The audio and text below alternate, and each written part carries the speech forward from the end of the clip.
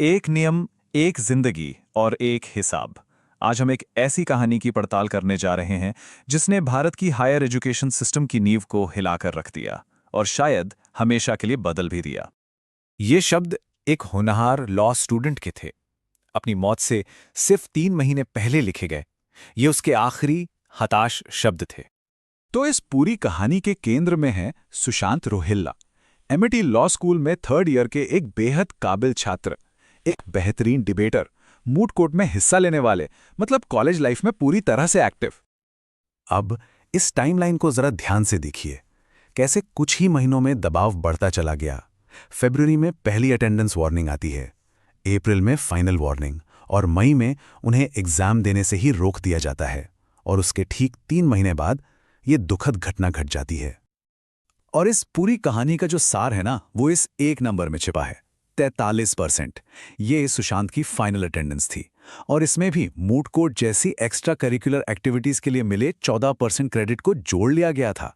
लेकिन कॉलेज के नियमों के हिसाब से ये काफी नहीं था और उनके लिए आगे बढ़ने का कोई रास्ता ही नहीं बचा था। लेकिन सुशांत की कहानी यहीं खत्म नहीं होती। असल में यहीं से वो शुरू होती है। ये एक व्यक्तिगत त्रासदी से कहीं आगे बढ़कर एक 8 साल लंबी कानूनी लड़ाई में बदल गई। एक ऐसी लड़ाई जिसने भारत में यूनिवर्सिटीज को चलाने वाले नियमों की जड़ों पर ही सवाल खड़े कर दिए। कोर्ट को यह समझने में देर नहीं लगी कि ये मामला सिर्फ एक छात्र या एक कॉलेज का नहीं है। ये एक बहुत बड़ी एक सिस्टमिक प्रॉब्लम थी। इसीलिए उन्होंने इस केस को एक जनहित याचिका यानी एक पीआईएल में बदल दिया, ताकि ये जांच हो सके कि पूरे भारत में यूनिवर्सिटीज अपने स्टूडेंट्स के साथ कैसा बर्ताव करती हैं।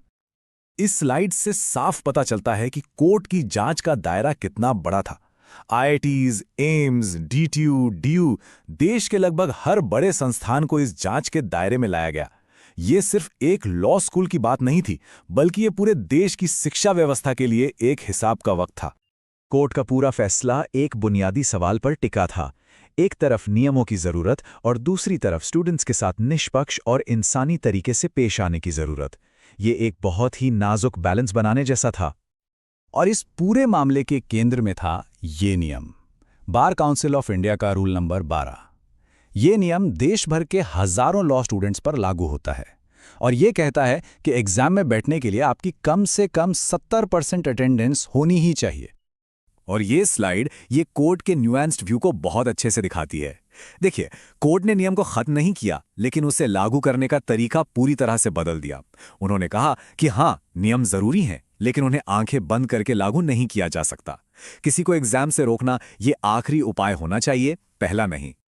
कोर्ट का जो मुख्य निष्कर्ष था वो इस एक लाइन में आ जाता है। उन्होंने पाया कि जब नियमों को इतनी सख्ती से एक मशीन की तरह लागू किया जाता है तो वो न सिर्फ नुकसान पहुंचाते हैं, बल्कि हमारे संविधान के निष्पक्षता के सिद्धांत का भी उल्लंघन करते हैं। तो कोर्ट ने असल में क्या ठोस बदलाव किए? इन बदलावों को अब सुशांत रोहिल्ला इंटरवेंशन के नाम से जाना जाता है। चलिए देखते हैं ये क्या हैं।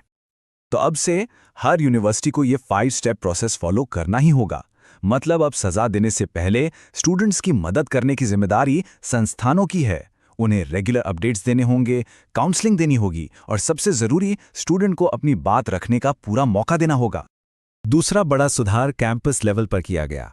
कोर्ट ने सिर्फ नियम नहीं बदले, बल्कि स्टूडेंट्स की आवाज सुनने के लिए एक मजबूत सिस्टम भी बनाया।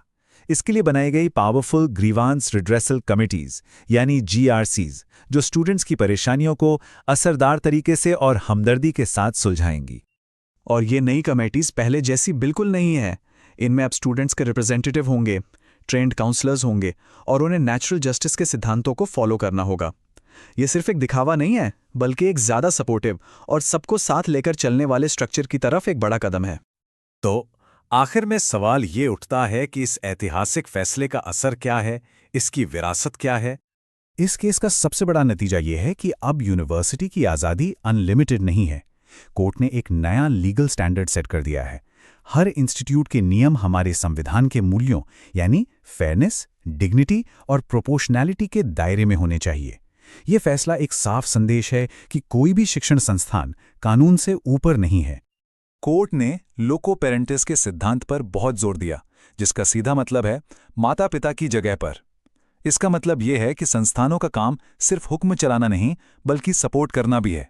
उनकी जिम्मेदारी सिर्फ पढ़ाना नहीं बल्कि अपने स्टूडेंट्स की देखभाल करना भी है। और सुधार का ये सफर अभी खत्म नहीं हुआ है। अब कोर्ट ने गेंद बार काउंसिल ऑफ इंडिया के पाले में डाल दी है। उनसे कहा गया है कि वो अपने सालों पुराने बेहद सख्त अटेंडेंस रूल्स पर फिर से विचार करें ताकि वो आज के स्टूडेंट्स की हकीकत के हिसाब से ज़्यादा लचीले और सेंसिटिव बन सकें। और यह सब हमें इस आखिरी लेकिन सबसे जरूरी सवाल पर लाकर खड़ा कर देता है। शिक्षा का असली मकसद क्या है? क्या सिर्फ नियमों को लागू करना या फिर स्टूडेंट्स की प्रतिभा को निखारना और उन्हें आगे बढ़ने में मदद करना? इस सवाल का जवाब ही हमारी शिक्षा प्रणाली का भविष्य तय करेगा।